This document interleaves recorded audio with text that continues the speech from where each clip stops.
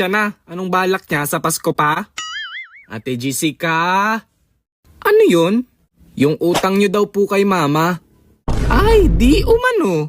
Wala akong pambayad sa inyo. Lumipad ang aming team para ikaw ay singilin. Di umano. Sa katapusan pa ako makakabayad ng utang ko. Di umano. Nakakapag-outing pero di nakakabayad sa akin. Potek bars! Utang moments. Nakalike ka na ba? Like mo na yan.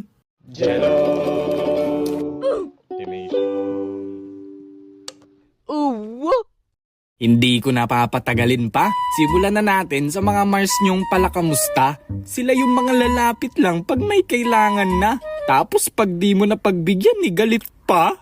Tuliling, tuliling. Tuliling, tuliling.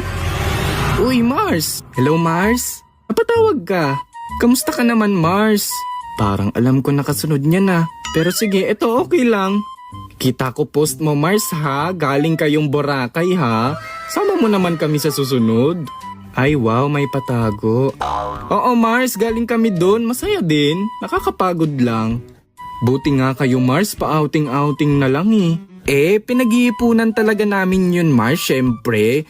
Trabaho, Monday hanggang Linggo. Kailangan din natin mag-unwind kahit papano. Di, ang dami nyo ng pera niyan, Mars. Baka naman makahiram pang gatas lang at pang baon ni Junior. Ay, Mars, wala naman ako maipapahiram. Kasi nakabudget na ang income namin buwan-buwan. Ay, ganon. Bayan, may pang-outing pero ayaw magpahiram. Ay, kasama ka sa budget. Siyempre, budget namin, Mars, para sa pamilya namin. Parang di na common yung common sense, no, Mars? Yan, ang yabang nyo na. Palibhasa, ang gaan ng buhay nyo. Ay, FYI for your information without complication.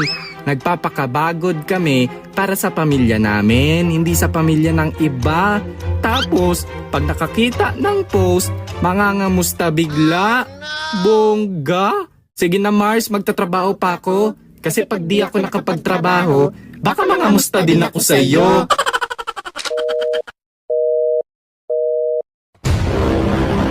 Utang moments.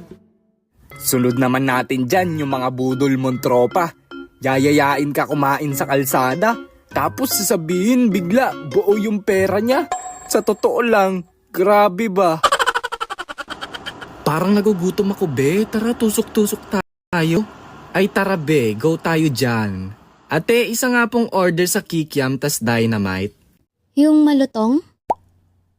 Hindi, yung sumasabog. Eme, ikaw be, ano sa'yo? Siguro akin fishball, tsaka gulaman ate. In fairness, masarap din dito kumain ha. Hala be, buo pala pera ko.